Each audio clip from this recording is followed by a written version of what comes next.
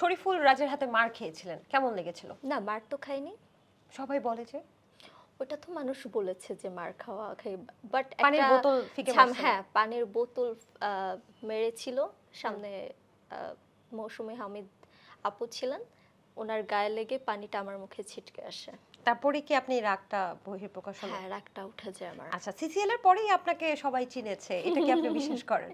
এবং আপনি কি হ্যাঁ, এটাকে পজিটিভলি দেখেন এটা কিনা? আমি পজিটিভলি দেখি, কারণ সিচুয়েশন অনুযায়ী অনেক কিছুই ঘটে। আল্লাহর হুকুম ছাড়া কিন্তু গাছের পাতা নড়ে না। তো যখন যেটা হবার সেটা হবেই, এটা আপনি আটকাতে পারবেন না। আর দ্বিতীয় হচ্ছে, আমি এমন কোনো কাজ করিনি যেটার জন্য আমার নেগেটিভ কোনো কিছু আসবে। এটা হচ্ছে কি, একটা কি রে, একজন অভিনেত্রী এরকম অন স্ক্রিনে এসে ভ্যা ভ্যা করে কাঁদছে বাচ্চাদের মতো, এটা তখনও তো হাসি আপনার কোনো ঠাট্টা সিনেমাই করেছে। মুক্তি পায়নি।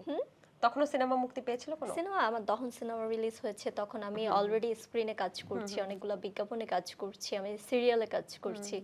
তো কাজ তো করছি, তো ওই ক্ষেত্রেই তো আজকে সিসিএল এর মাঠে কেমন আমি লাগে, ছিলাম। মানে এটা কি আপনি পজিটিভ দেখেন নাকি নেগেটিভলি আমি দেখেন? নেগেটিভ প্রথমে নেগেটিভ ভেবেছিলাম। যখন অডিয়েন্স আমাকে অনেক বকা-ধকা দিচ্ছিল, তখন আমি বের করলাম যে এরা একটা সিন্ডিকেটের সার্কেল থেকে এগুলা করানো হচ্ছে। তখন আমার গায়ে লাগে।